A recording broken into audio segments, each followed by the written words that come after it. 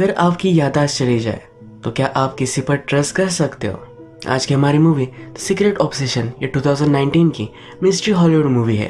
ये इसी थीम पर बेस्ड है।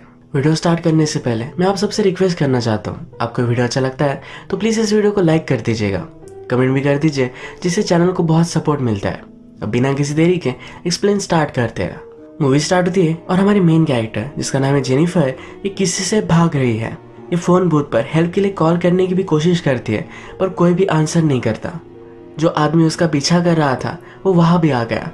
वो भागते भागते फिर एक पब्लिक वॉशरूम में आ गए। जेनिफर ने बहुत ही चालाकी से जो आदमी उसका पीछा कर रहा था इसे बाथरूम में बंद कर दिया। वो फिर भागते भागते अपनी गाड़ी तक आती है। गाड़ी उसने स्टार्ट की और बारिश आ रही थी, इसी वजह से उसकी गाड़ी धंस चुकी थी। उसका पीछा करने वाला अब बाहर निकल चुका था। जेनिफर जल्दी से गाड़ी से बाहर निकली और वो भागने लग गई। भागते भागते रोड पर उसका एक्सीडेंट हो गया। लोगों ने उसे हेल्प की और हॉस्पिटल में उसे एडमिट किया गया। जब वो घायल थी तो अपने हस्बैंड के साथ उसकी जो भी मेमोरीज थी ये सब उसे याद आती है। उसकी सर्जरी वगैरह स्टार्ट होती है और थोड़ी देर में उसका हस्बैंड जिसका नाम है रसल ये वहां पहुंचता है। रसल ये हमारा और एक मेन कैरेक्टर है। रसल को एक नर्स आकर कहती है आपकी वाइफ के ब्रेन में बहुत ही ज्यादा इंटरनल ब्लीडिंग थी, इसी वजह से शायद उसे कुछ भी याद नहीं आएगा। सर्जरी होने के बाद सुबह हो गई पर जेनिफर को अभी भी होश नहीं आया। रसल उसके पास आता है, कहता है कुछ भी हो मैं तुम्हारे साथ हूँ, हम मिलकर इसका सामना करेंगे। नेक्स्ट सीन में हम डिटेक्टिव फ्रैंक को देखते हैं। ये जेनिफर की केस का डिटेक्टिव है। फ्रैंक के डॉटर का आज बर्थडे था तो उसके लिए वो गिफ्ट बाय कर रहा था। इसके बाद वो रसल से मिलने के लिए आया। वो रसल से पूछता है जेनिफर घर से इतनी दूर रात में कर क्या रही थी? रसल कहता है कि वो ग्रोसरीज लेने के लिए गई थी। 1 घंटा हो गया तो वो वापस नहीं आई। मैंने उसे कॉल करने की कोशिश की पर कोई भी आंसर नहीं आया। फ्रैंक उससे पूछता है कि तुम दोनों के मैरिज में कोई प्रॉब्लम थी? रसल कहता है कि ऐसा कुछ भी नहीं था, हमने अभी अभी शादी की थी, माउंटेन्स में ब्यूटीफुल सा घर लिया था, शांति से हम रह रहे थे।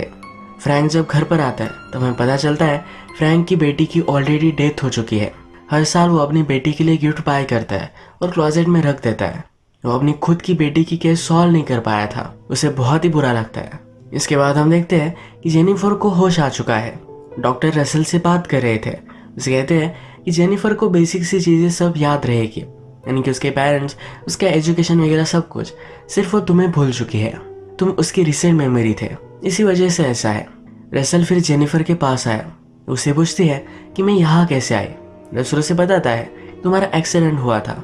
जेनिफर को उसके बारे में कुछ भी याद नहीं है। जेनिफर फिर अपनी रिंग नोटिस करती है। रसल उसके पास आया, उसका हाथ अपने हाथों में लिया, उसे समझाता है कि जो भी होगा मैं हमेशा तुम्हारे साथ हूँ, इस सिचुएशन का सामना हम दोनों मिलकर करेंगे। नेक्स्ट सीन में हम देखते हैं जिस गाड़ी से टकराकर जेनिफर का एक्सीडेंट हुआ था उस ड्राइवर को फ्रैंक इन्वेस्टिगेट कर रहा है। फ्रैंक उससे पूछता है क्या उस दिन तुमने जेनिफर की गाड़ी देखी थी?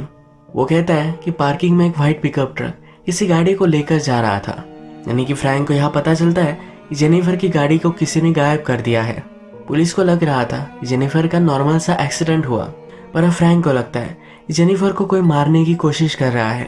इस केस को वो सही से परस्यू करने वाला है। नेक्स्ट सीन में हम देखते हैं कि रसल जेनिफर को उसके सब फोटोज दिखा रहा था, उसकी मेमोरी फिर से लाने की कोशिश कर रहा था। वो दोनों कैसे मिले इसकी स्टोरी भी उसे सुनाता है। कहता है हम दोनों एक जापानीज प्लेस पर गए थे पर एक चीज से मैं एलर्जिक था। उसी दिन उसे हॉस्पिटल में एडमिट करवाना पड़ा। जेनिफर इस पर बहुत हंसती है। इसके बाद जेनिफर कहती है मेरे पेरेंट्स को तुम इन्फॉर्म कर दो, वो बहुत ही वरीड होंगे। रसल शांत हो गया, कहता है तुम्हारे पेरेंट्स 3-4 साल पहले ही गुजर गए। इसके बाद एक आदमी हॉस्पिटल में आता है। ये जेनिफर पर नजर रख रहा था। वो जेनिफर से मिलना चाहता था पर जेनिफर की वो फैमिली नहीं है इसलिए उसे अंदर आने नहीं दिया। वो फिर वहाँ कुछ फूल छोड़कर जाता है। अब थोड़े दिन गुजर जाते हैं और जेनिफर की रिकवरी स्टार्ट होती है। वो अभी भी व्हीलचेयर में ही थी और उसे अच्छा लगने लग गया था। रसल फिर उसे अपने घर लेकर आता है। ये बहुत ही बड़ा घर है तो देखकर वो सरप्राइज्ड होती है। इस घर में रसल और उसके सब फोटोज वगैरह वो देखती है। सब जगह वो देख रही थी तभी एक जगह पर कोई उसे मारने की कोशिश करता है। ये मेमोरी उसकी वापस आई। उसे कौन मार रहा था ये अब तक उसे पता नहीं है। जेनिफर को जल्द से जल्द उसका जो प्रीवियस रूटीन था ये फिर से कंटिन्यू करना है। रसल फिर उसे उठाकर बेडरूम में लेकर जाता है। नेक्स्ट डे रसल को फ्रैंक का कॉल आया। फ्रैंक जेनिफर से उसके एक्सीडेंट के बारे में कुछ बात करना चाहता था। रसल फ्रैंक से कहता है कि वो अभी अभी रिकवर कर रही है, उस पर ज़्यादा ट्रेस देना ये अच्छा नहीं होगा। फ्रैंक कहता है मैं उससे कुछ सिंपल सी क्वेश्चन पूछूंगा, ज़्यादा उसे स्ट्रेस नहीं आएगा। उसे उसने कल 11 बजे बुलाया हुआ है। ये जो सब बातें चल रही थी ये जेनिफर ऊपर से सुन रही थी।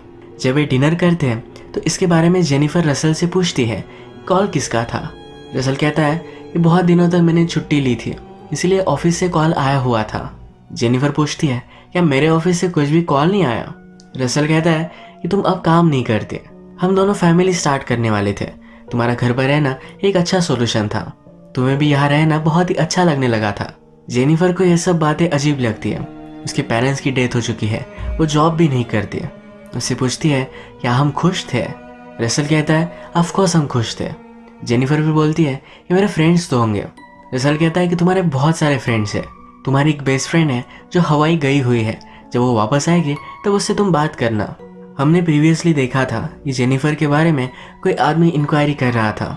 अब रसल को उसके बारे में पता चल चुका है तो उसके पास वो पहुंचता है। आदमी रसल को बोलता है कि तुम कौन हो। कहता है मैं जेनिफर का हस्बैंड हूँ। एक डंडे से उसे मार डालता है। रसल ने फिर उस आदमी की बॉडी अपने ट्रंक में डाली और अपने हाउस के बाहर गाड़ दी। रात में डिगिंग की आवाज़ आ रही थी तो जेनिफर की नींद खुल गई। उसके पास कहीं भी रसल था नहीं। अगली सुबह जहाँ पर रसल ने बॉडी गाड़ी हुई है यही बस जेनिफर देख रही थी। उसे बहुत ही अजीब लगा था। जेनिफर के पास उसका फ़ोन भी नहीं है। इसके बारे में वो रसल से पूछती है। रसल कहता है तुम्हारा फ़ोन एक्सीडेंट में गुम हो गया था, मैं जब टाउन में जाऊंगा तब तुम्हारे लिए नया फ़ोन बाय कर लाऊंगा। आज फ्रैंक ने रसल को जेनिफर के साथ आने के लिए कहा था पर वो दोनों नहीं आए। ये फ्रैंक को बहुत ही सस्पिशियस लगता है। वो फिर अपने डेटाबेस में रसल का नाम डालता है पर रसल के नाम से उनके डेटाबेस में कोई भी नहीं है, यानी कि वो एग्जिस्ट ही नहीं करता। इसके बाद फ्रैंक डायरेक्टली हॉस्पिटल आया। हॉस्पिटल में वो रिसेप्शनिस्ट से पूछता है कि रसल ने उसका एड्रेस कौन सा दिया था। जेनिफर घर पर अपने सब ओल्ड एल्बम देख रही थी। रसल के साथ उसकी जो भी सब मेमोरीज थी ये थोड़ी थोड़ी कर कर उसे वापस आने लग गई है। एक फोटो में वो बहुत ही अजीब सी चीज़ नोटिस करती है। रसल के फोटो में हेयर्स वाइट है पर उसके मिरर रिफ्लेक्शन में ब्लैक दिख रहे हैं। उसे बहुत ही सस्पिशियस लगा। वो नीचे आई और रसल के सब फोटोज देखने लग गई। उसका लैपटॉप भी चेक करने वाली थी तभी रसल वहाँ पहुँच गया। उसने उसके लिए नया फ़ोन बाय किया है। यहाँ इस फ़ोन में कोई भी रेंज भी नहीं है। वो पूछती है तो रसल कहता है कि हम माउंटेन्स में हैं, यहाँ यही प्रॉब्लम होता है। फ्रैंक ने हॉस्पिटल से रसल का पता निकलवाया है। वो जब उस पते पर पहुँचता है तो रसल वहाँ कहीं भी नहीं रहता, यहाँ पर कोई और ही रहता है। रात में जब जेनिफर और रसल सो रहे थे तो रसल उससे कहता है स्लोली स्लोली तुम्हारी सब मेमोरीज वापस आएगी। हमारे पास बहुत सारे दिन हैं न्यू मेमोरीज बनाने के लिए। वो आज रात जेनिफर के साथ इंटीमेट होना चाहता था पर जेनिफर को कोई उसे मारने की कोशिश कर रहा है, इसकी मेमोरी वापस आई। वो डिस्टर्ब हो गई। उसके साथ वो आज रात इंटीमेट नहीं होना चाहती थी। इस पर रसल चिढ़ गया। कहता है मैंने तुम्हारे हर वक्त साथ दिया है, पूरी रिकवरी में मैं बहुत ही पेशेंट था, तो मुझे इस तरह से क्यों ट्रीट कर रही हो। गुस्सा होकर वहाँ से चला गया।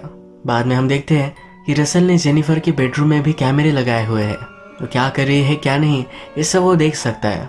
फ्रैंक को अब रसल के बारे में कुछ भी लीड्स मिल नहीं रही तो हॉस्पिटल में फिर से कॉल करता है। वहाँ के पार्किंग लॉट के सिक्योरिटी फुटेज वो निकालने के लिए कहता है। जब उसे मिल जाता है तो नोटिस करता है कि रसल के पास व्हाइट पिकअप ट्रक है।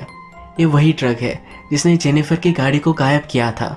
उसे बहुत ही शॉक लगा क्योंकि जेनिफर के एक्सीडेंट के पीछे रसल ही है। नेक्स्ट सुबह रसल जेनिफर के पास आता है। उसने कल रात जो भी किया इसके लिए सॉरी कहता है। फ्रैंक अब जोरों से इस केस को इन्वेस्टिगेट कर रहा था। जेनिफर के बॉडी पर एक टैटू है, इसके फोटोज उसके पास थे। वो फिर एक टैटू आर्टिस्ट के पास गया, इसके बारे में उसने उससे इंक्वायरी की। इस टैटू में एक नाम छुपा हुआ था। ये नाम जब फ्रैंक ने अपने डेटाबेस में डाला तो उसे जेनिफर के फादर और मदर के घर का पता मिल गया। ये रात में वहाँ देखने के लिए जाता है तब नोटिस करता है कि बहुत दिनों से वहाँ कोई भी रह नहीं रहा। अंदर घुसकर उसने बेडरूम में नोटिस किया कि जेनिफर के दोनों पेरेंट्स को मार डाला गया है। जेनिफर को फिर से रात में उसे कोई मार रहा है इसके सपने आए। उसे अब रसल पर थोड़ा थोड़ा शक होने लग गया है तो उसके सब पॉकेट्स वगैरह वो चेक कर रही थी। उसका वॉलेट निकाल कर उसने छुपा दिया।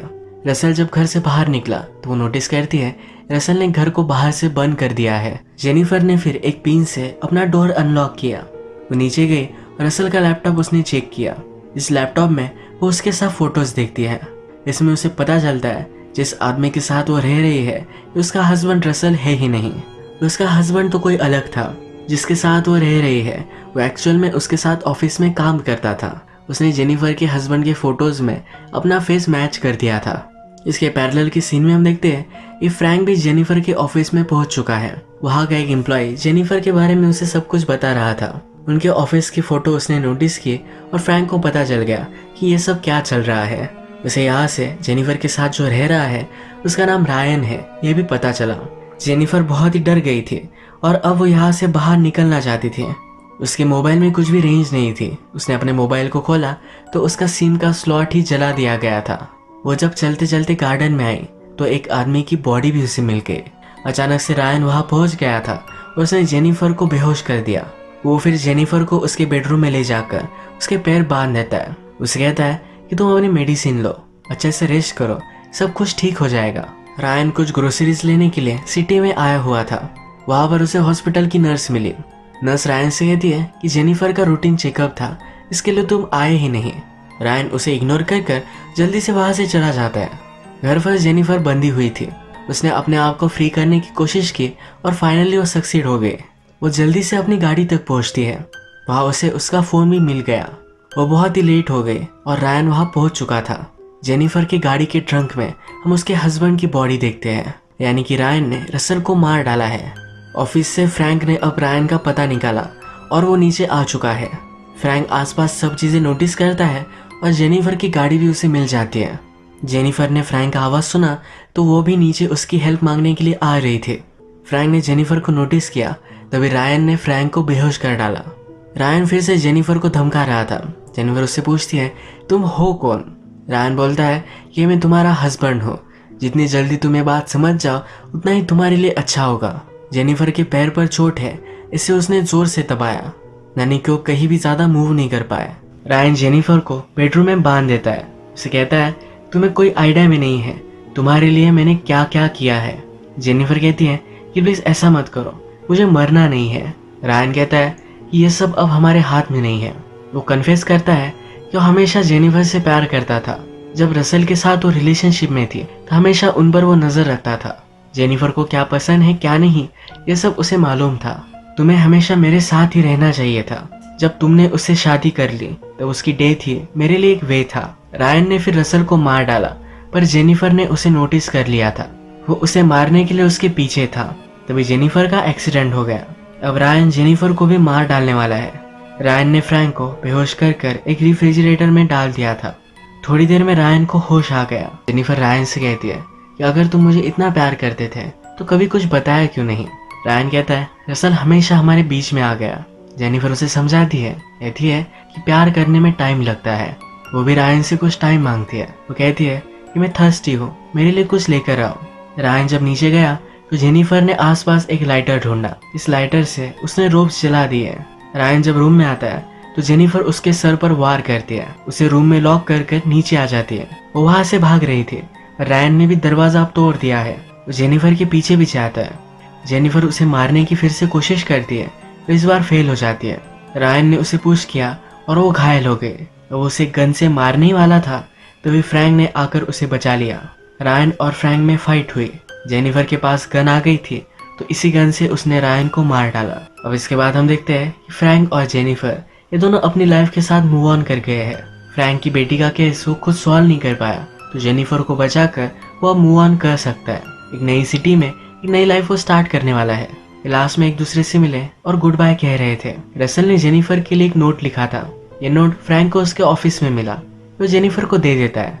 ये लेटर उसने जेनिफर से शादी करने से पहले लिखा था। उसमें लिखा है कि हम दोनों अब हमारी लाइफ एक साथ स्पेंड करने वाले हैं। अब हमारी लाइफ में कुछ भी हो पर एक चीज याद रखना, हम दोनों के सब मोमेंट्स ये बहुत ही ब्यूटीफुल है। तुम्हारे साथ मेरी लाइफ की सबसे हैप्पी मेमोरी थी। मैं हमेशा तुमसे प्यार करता रहूंगा। यही रसल का वेडिंग प्रपोजल था। ये पढ़कर जेनिफर अब मूव ऑन करती है।